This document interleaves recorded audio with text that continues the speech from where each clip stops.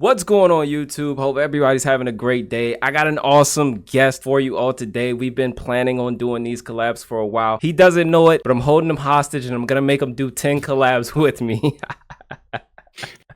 But I've got Big Papa Drock for you all today. Drock, what is going on, bro? How are you doing? Dude, I am doing well, man. And I am so glad to be on your channel, bro. You were one of the very first people to invite me to collab dating back to a year ago. And this was when I was a super tiny, like had nobody watching channel. So I always really appreciated that, man. And I'm so glad we're finally doing it. So thank you so much for having me on, bro. Oh, of course, bro. Your content is awesome. The people love you. I love you. And I think you got some real great energy. So today, guys, we're going to be talking about sleeper champs. And I don't know if you saw it, but you need to go check it out. We just did a video on Drock's channel talking about sleeper PvP champs. And if you know Big Papa Drock, you know that he knows his PvP stuff. So I encourage you to go check it out, because if you have either of those champions that we discussed, they could potentially be helping you out. We're going to be talking about sleeper PvE on this channel, and we've got two awesome champs for you guys today. Now, Drock, you are the guest, and as you did me, I am going to do you, buddy.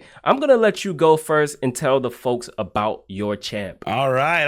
I'm excited to share this champ, because I know for me on the high end, like whale area, he's definitely not a champ that gets a lot of usage. But the thing that really turned me on to him is when I pulled him on my free-to-play account, and I've been using him on the free-to-play, and I love this champion. And the champion is King Garbha of the Sylvan Watchers. I really didn't know, HWZ, how good this guy actually is until I built him and started using him. And I'll tell you why. First and foremost, like, he is a fantastic support champ. If you look at his A1, he's placing a shield on an ally with the lowest HP. So he's all about helping people survive, which is great. So anytime he hits somebody with the A1, he's putting up a shield, which is great. But the two abilities that I think make him really special are his A2 and his A3. And his A2, this is so good for Hydra in that he's attacking enemies, he's removing all buffs, so he can buff strip if you get screwed over by the Head of Mischief, or even like in hypothetically, if you were to do something in the arena or any other champion, a boss that has buffs and you need to take him off, he buff strips. Any buff he takes away, he places a poison, which is awesome, so he's doing damage, and then he also places block buffs. And we all know how incredibly important that has become in raid nowadays. So in Hydra, placing up a block buff, absolutely massive. The one knock you could say on it, and why I would say he's not like the top tier, is that block buff only lasts for one turn. So it's very specific in that regard. But again, you have a full buff strip and a block buff being put up. That's really not bad when you're also throwing poisons in there as well. So I really like this A2 ability, but his A3 ability is bonkers, because what he does is he does a full cleanse, and then for every single debuff removed from him, he is putting up a continuous heal buff. Now, this is awesome in Hydra. This is awesome in Dragon when you're getting so many poisons put on you. Oh, yeah. I have had instances where this dude has 4 or 5 continuous heal buffs on every single person on my team.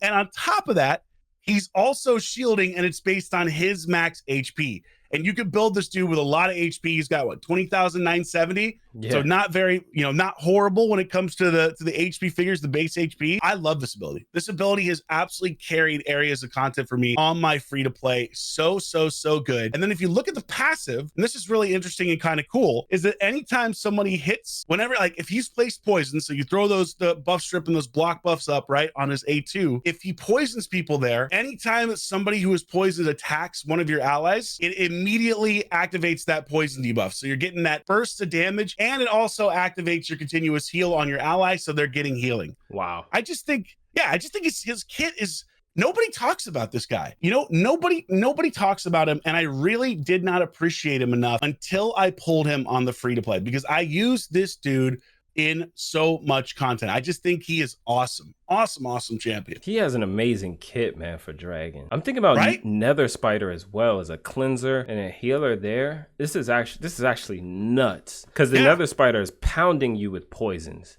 So he's gonna strip that and then place continuous heal for each poison. At certain points, my Nether Spider team has like 8 poisons on it. The Geo team, you have like 8 poisons on you. You throw a guy like this in there, and it just, for, early game, mid game, people who are not full, into late game, this guy can make a huge difference, bro. Oh yeah, absolutely. He totally changed. Once I built him on the free to play, he totally changed the content I was able to do. I was able to push way higher on Dragon. I absolutely used him in Doom Tower, Nether Spider. You're absolutely right. I even used him, funny enough, in my Scarab team as well, because he puts a shield up. Yep, he puts so I've got shield. Him. Yeah, he's got a play shield. He's got those continuous heal buffs, which really helps out there.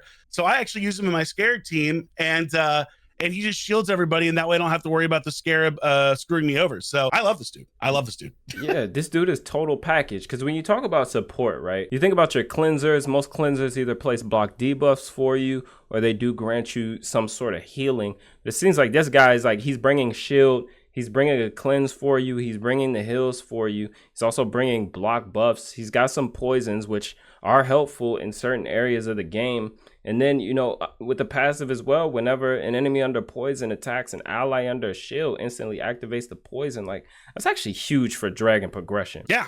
Absolutely. I think he can really help people push higher on a lot of different stages in content because of how good he is at helping people to survive. So yeah, this is my sleeper pick. I'm really curious to hear what people think. Other people might be like, Drock, we've known about this guy for years. Wake up, brother. But for me, this is my sleeper. Yeah. And you know, not to bring spending into the equation, but this guy is in that like welcome back pack thing or whatever, where they got Elva. It's him, Elva, and there's one other silver. It's Ruark. So you can actually get this guy for $20. Like, okay, which is I don't want to encourage people to spend in the game, but like they got this guy for $20, and I mean most people are gonna pick the Elva, but dude, this kid is actually great.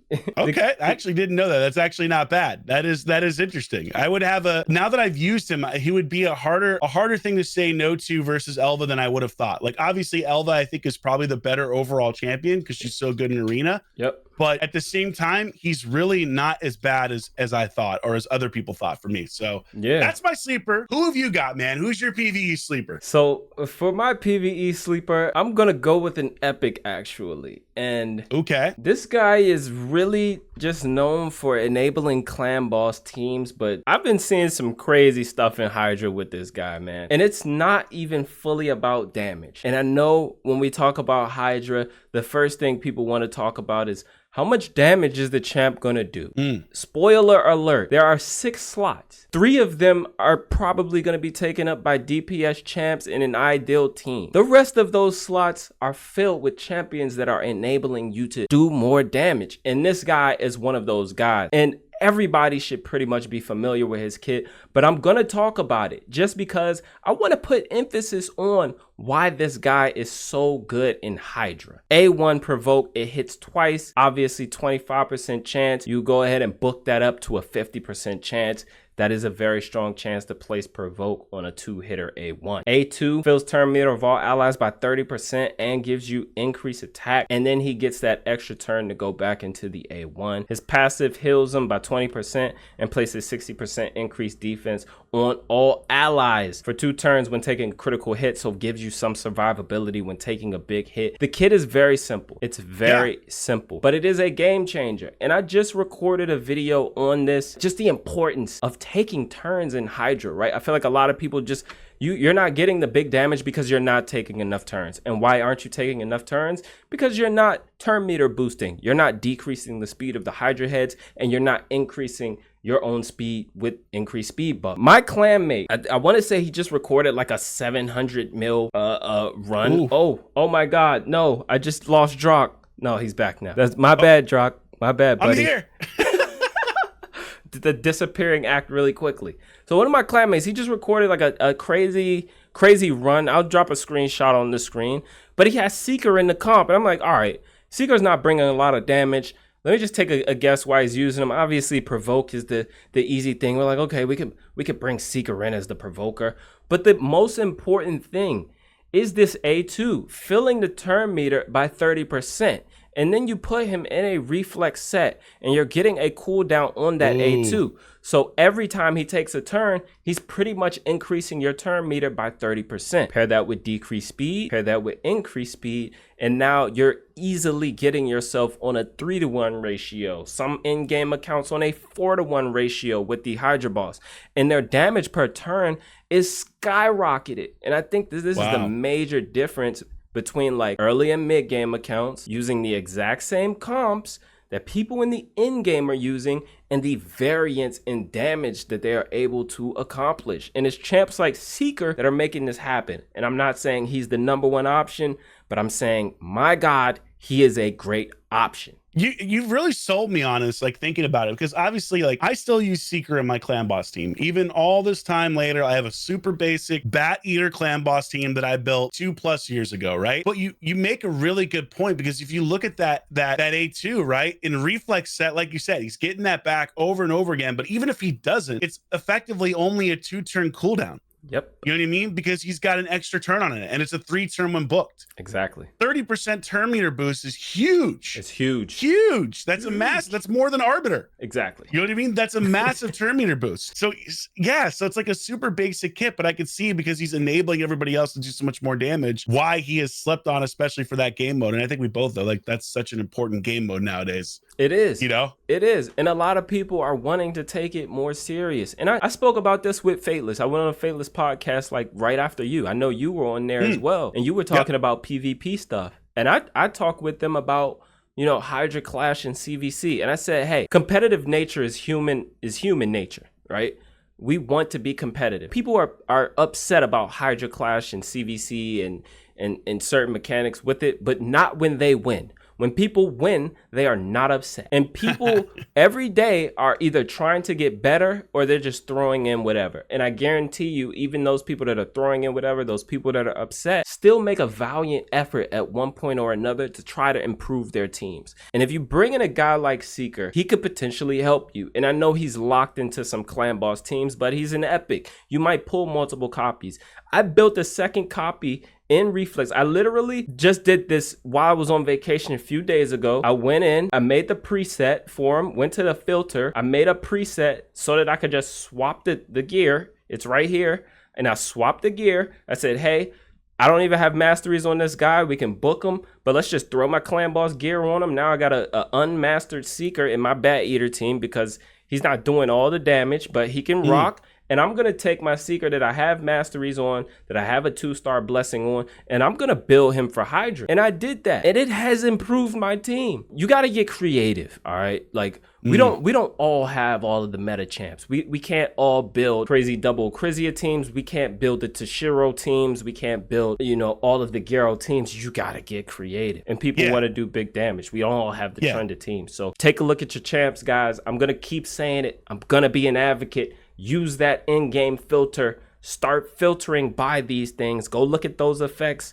Those champs that are going to boost your turn meter, put them in your teams. Those champs that are going to increase your speed, put them in your teams. Those champs that can do both for you, that's even better. Those champs that decrease speed, this alone is going to skyrocket your Hydra damage. And that is my piece. There you go. You sold me on him, man. You sold me on him. I will say I felt a little guilty when you were like, not everybody has Toshiro, and I was like, I have them. Hey man, you know what's funny though? Don't feel bad, bro. Don't feel bad.